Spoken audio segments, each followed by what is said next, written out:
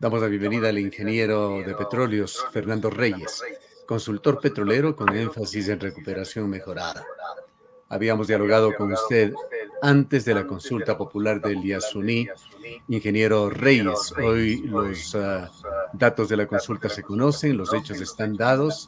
Ecuador ha decidido dejar el petróleo bajo tierra y el Yasuní se ha convertido en un ejemplo, un referente a nivel mundial como un aprendizaje en transiciones post-extractivistas. Vale la pena reflexionar sobre esta nueva fase que se abre para el país. Así es, me parece de que estamos frente a un reto de características mundiales, en donde el Ecuador, los ciudadanos ecuatorianos, demostrando responsabilidad, no solamente con el país, sino también con el planeta, hemos decidido dejar una pequeña parte de todo el petróleo que se ha descubierto en la región amazónica ecuatoriana, de que venimos extrayendo aproximadamente casi 500,000 barriles diarios, ¿no? Pero que sin embargo, al ser esto en un área de las características que tiene el Yasuní, pues es una noticia que ha dado la vuelta al mundo y tengo la confianza de que vamos a salir adelante de este enorme reto. Recordamos en el año 2000, cuando se decidió eh, asumir en el país, en el gobierno de Yamil Mawad, la dolarización. Se dijo entonces que era un salto al vacío, del cual Ecuador, al cabo de 20 y algo más de años, podemos decir que hemos caído bien parados. Esto del Yasuní y este paso que se está dando obligadamente o que se va a dar en los próximos meses en esta época post-extrivista podría ser calificado también como tal. Es decir, abre expectativas de qué es lo que va a suceder a futuro, qué consecuencias va a traer al país, qué beneficios también. No, porque utilizando eso de que dejar indefinidamente el petróleo bajo tierra, sabe que primera vez que voy a dar un dato, ¿no? Me pareció muy interesante. Estoy leyendo, ¿no? Hemos descubierto aproximadamente 42,156 millones de barriles. Cuando extraigamos las reservas calculadas, que le llamamos la recuperación final estimada, de 7,768 millones de barriles, van a quedar en los yacimientos la cantidad de 34,378 millones de barriles. Van a quedar indefinidamente si es que con sabiduría también y con ciencia y tecnología no nos ponemos a aplicar lo que se denomina recuperación mejorada de petróleo y también a aprovechar el gas que diariamente lo venimos consumiendo y que mejor dicho quemando en los campos de la región amazónica. Esta cifra que usted señala se refiere al bloque 43. No necesariamente es a todos los campos que están en producción en el área intervenida. Lo del bloque 43, también voy a remitir un poquito a la lectura. Hemos descubierto 5,500 millones de barriles y solamente extraeríamos 515 millones de barriles debido a que es un petróleo muy pesado, de alta viscosidad y al que el agua le viene dejando atrás. Entonces nos van a quedar en el ITT, en calidad de petróleo residual, la cantidad de casi 5,000 millones de barriles. Eso es lo importante, ¿no? De que lo que estamos dejando en tierra, este momento es aproximadamente una cantidad de poco cerca de 200 millones de barriles que no estaríamos extrayendo una vez que ya cerremos los pozos. Entendiendo el extractivismo, habría dos fases en las cuales ingresaría Ecuador. Una primera, que serían una fase de remediación, acciones urgentes para detener los impactos más graves que ha producido ya el extractivismo en esta zona, especialmente aquellos que afectan directamente a la naturaleza, a la salud de las personas, a la biodiversidad. Y una segunda, más amplia, en la proposición de cambios que fortalezcan otras opciones productivas y económicas.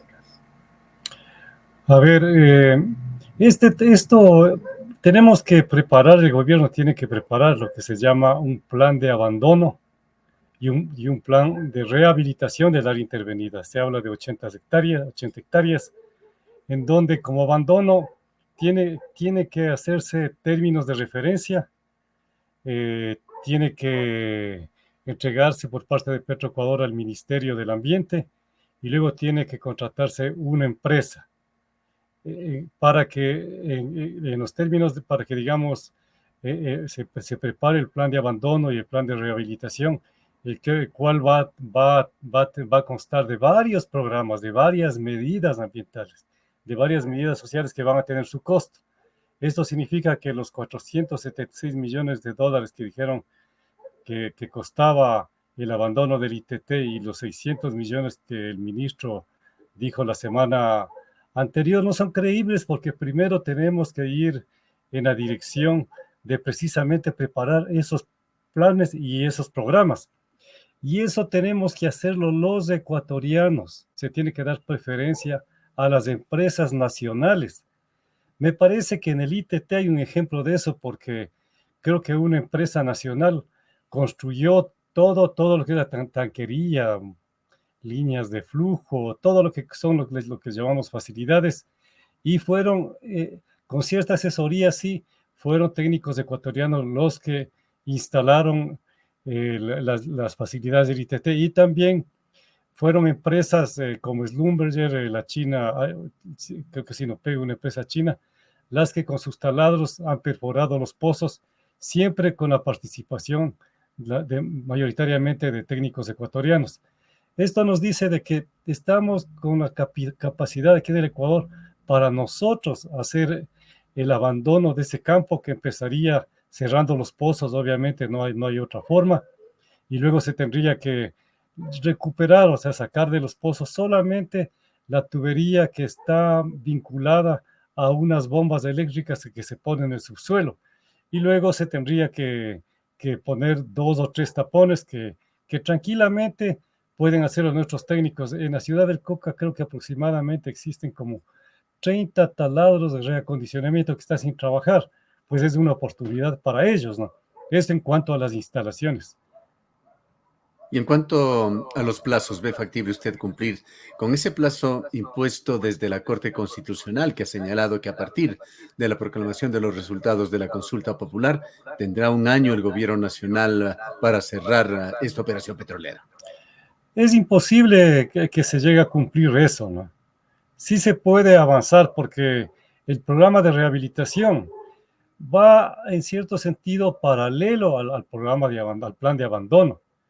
Pero la rehabilitación mayor se va a dar cuando ya todas las instalaciones o los que ameriten tengan que salir, ¿no? Entonces ya tendremos que ver qué hacemos con la grava y la arena, con la carretera de 15 kilómetros que penetra, con las intervenciones que se han hecho en bosque primario para generar las condiciones para que nuevamente la selva vuelva a crecer. Habrá que ahí sí utilizar la presencia de los nativos y de los biólogos y herpetólogos y todo ese grupo de botánicos que también tenemos aquí en el Ecuador, ¿no? Entonces, pues, el tema de la rehabilitación, para que usted vuelva a tener bosque primario como se tuvo en las 80 hectáreas, pues pasarán por lo menos 30 años, pero yo he visto que en el lapso de unos 3 a 5 años usted ya tiene un bosque secundario en donde se están generando las condiciones para que en el proceso del tiempo se vaya formando un bosque primario, ¿no? Entonces, también se verá que Sí. la flora, la fauna retornará a esas áreas, porque cuando en la selva se retira 1 hectárea, pues simplemente tal vez el hecho de que se retire el bosque significa que desaparezcan algunas especies, pero otras especies, principalmente mamíferos, aves, van a otros sitios, ¿no? Y entonces presionan por la competencia de comida que se tiene en el bosque, ¿no? ¿Es correcta la apreciación que se hace de que Ecuador ha sido uno de los 3 países sudamericanos catalogados como hiperextractivistas? Entendiéndose esto, que ha basado sus ingresos con un 90% de exportaciones de materias primas y commodities en lugar de productos con un importante valor agregado. Bueno, hemos tenido, yo sí digo, la suerte, ¿no?, de lo que era un país agroexportador relativamente pobre, había más gente en el campo que las ciudades, allá por 1970, ¿no? Yo tuve la oportunidad de muy joven ir a trabajar en Amazonía y he sido testigo de lo que le llamamos el impacto petrolero, le llamamos el impacto petrolero colonizador, en donde, claro, como ocurre con las aguas hervidas en todas las ciudades del país, pues todos los desechos que salían del petróleo, el agua de formación principalmente, pocos derrames en ese momento, las piscinas de los lodos, su destino era el ambiente, ¿no?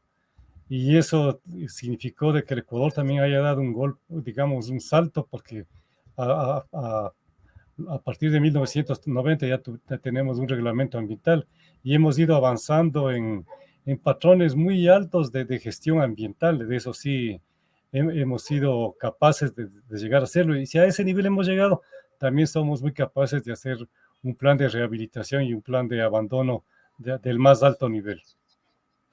Ahora, quisiera preguntarle si es que parte de esta transición también va a significar que se va paulatinamente a adquirir un nuevo rostro por parte del extractivismo basado ahora en la minería. Bueno, en montañas y en bosques tropicales primarios, en bosque nublado como lo de Mindo, por ejemplo, ir a cavar significa que retiro el bosque, retiro el suelo, empiezo a extraer los minerales, luego tengo que separarlos, aproximadamente el 5% del total que extraigo en volumen es mineral, con lo otro tengo que hacer los famosos relaves, y hacer relaves en sitios en donde usted tiene una alta y compleja hidrografía, orografía del terreno, es muy difícil que se haga, ¿no? Que se tenga unos patrones así de gestión ambiental muy alto. Claro, Y en también hay estos que días tomar en cuenta, justamente, ingeniero, habíamos conocido sobre relaves eso, que existen ya en territorio ecuatoriano, en la provincia de Zamora, en el proyecto Tundaime, de sí, sí. dimensiones realmente exorbitantes, 430 millones de metros cúbicos, tema que recién está preocupando a las autoridades y se están haciendo evaluaciones desde el Ministerio del Ambiente. Y sabido de que no se puede hacer nada con esos relaves, sino que asegurarse de que los diseños fueron muy bien hechos, porque no puede hacer más obra ahí, pero si sigue ahí llevando más material lodoso, pues simplemente la presión puede ser Claro, alta, que acabaron vengan altas de ampliar esa precipitaciones área de también. explotación a casi el doble. Claro, y es posible de que estamos ahí muy cerca del territorio de Perú, ¿no? Entonces, si uno de esos relaves explota, por llamarlo así, pues simplemente tendremos un problema. No solamente contaminaríamos el río Zamora, sino también este iría al río Marañón, ¿no? Que es el inicio del Amazonas Claro. en territorio La peruano. primera amenaza es al río del mismo nombre, río Tundaime, que es un afluente del Marañón.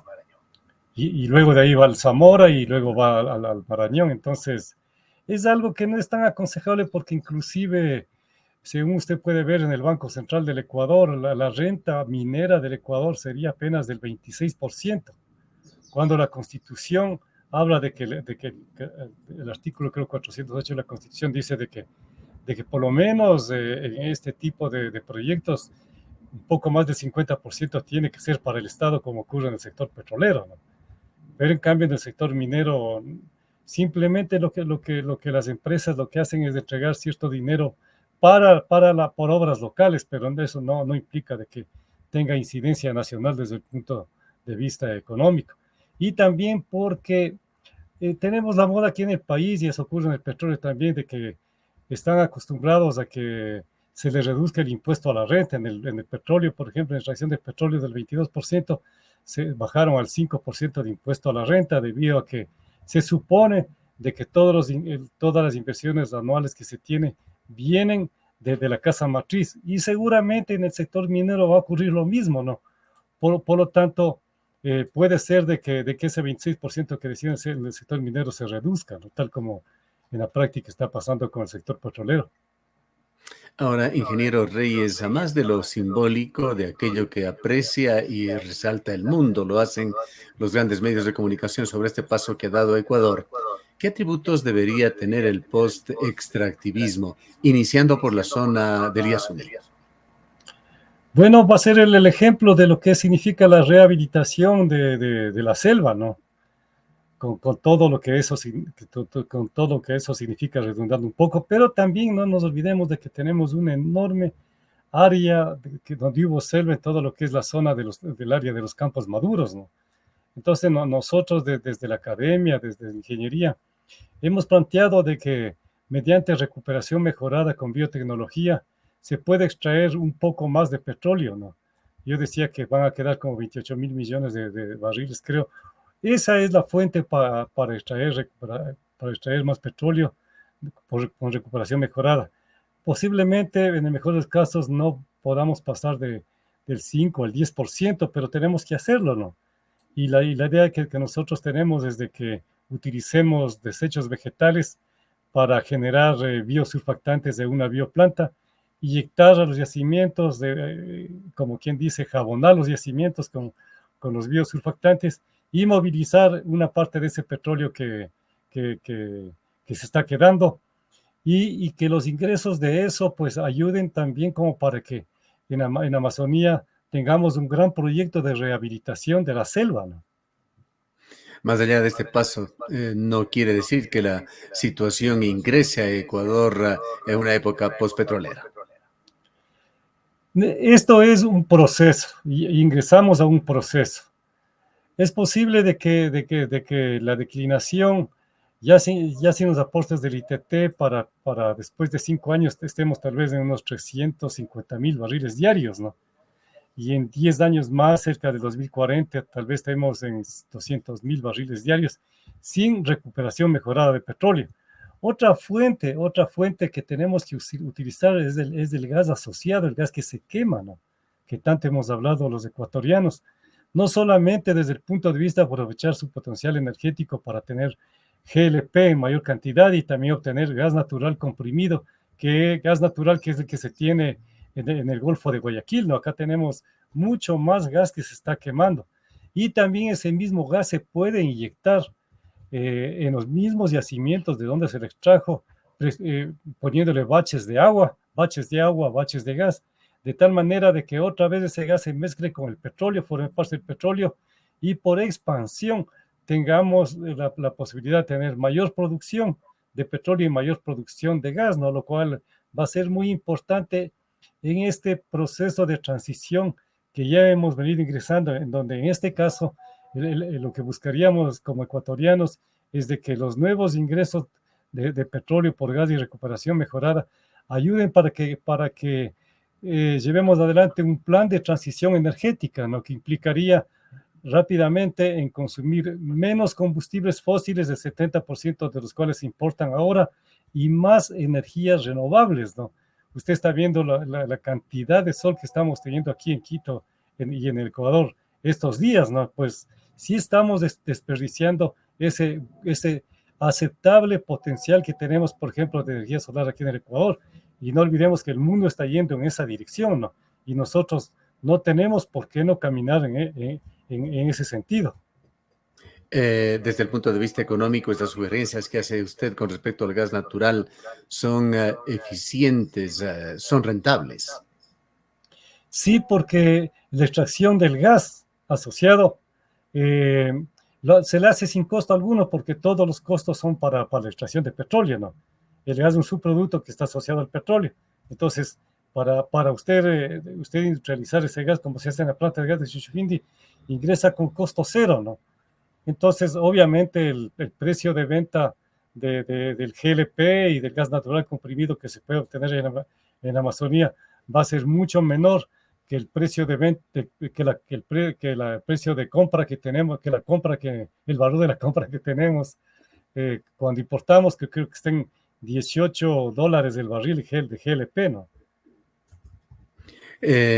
Si bien nos salimos un poquito de su campo de especialización, que es el petróleo, todos estos temas tienen que ver con la naturaleza y sabemos que cualquier tipo de actividad antrópica tiene en alguna medida efectos negativos sobre el medio ambiente.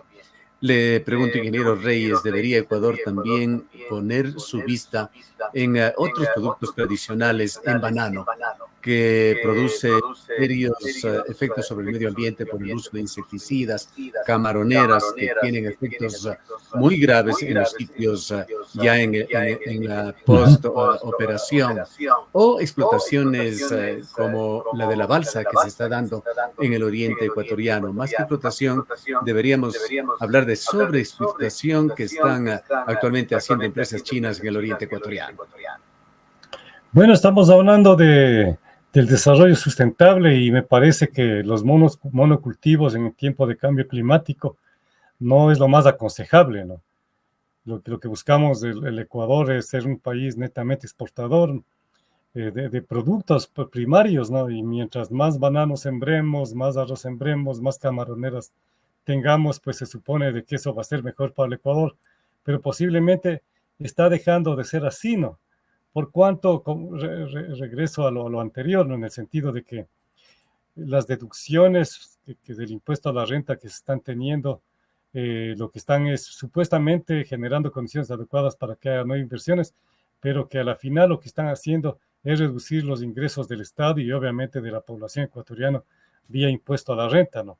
Entonces me parece que sí se debe pensar en tener necesariamente un proceso de, de transición que permita de que los productos exportables que tiene el Ecuador también se lo haga bajo los patrones que el manejo ambiental requiere en este tiempo, ¿no? Tal como le venimos haciendo en los del petróleo. Para finalizar, ingeniero Reyes, ¿cómo está en términos de legislación la remediación ambiental en Ecuador con respecto a estos proyectos extractivistas en cuanto a lo regulatorio y en cuanto a ejercer cumplimiento? Me parece que en lo regulatorio estamos bien. En lo que es cumplimiento, debe darse más apoyo a lo que es el proceso de bioremediación, ¿no? Utilizando cepas de bacterias que son originarias de nuestros ecosistemas y que pueden permitir de que, por ejemplo, derrames de petróleo u otro tipo de derrames sean biotratados, ¿no? Y también, digamos, que este proceso del ITT va a generar condiciones como para aquellos pequeños derrames, porque usted sabe que se tiene 15 kilómetros o más de tubería en donde va a haber remanentes de petróleo, ¿no? Entonces, necesariamente estos remanentes de petróleo a lo mejor se tenga pequeños derrames y esos están en capacidad de bioremediarse. Petroecuador tiene un área de remediación, ¿no? De piscinas y todo eso, ¿no? Y creo que posiblemente tal vez se tenga que ir a cierta especialización, pero me parece que en eso que usted me pregunta, sí estamos caminando bien. Bien. Le agradecemos mucho por habernos Muchas acompañado. gracias también por la oportunidad, que esté muy bien. Declaraciones del ingeniero Fernando Reyes, experto en petróleos, consultor petrolero con énfasis en recuperación mejorada.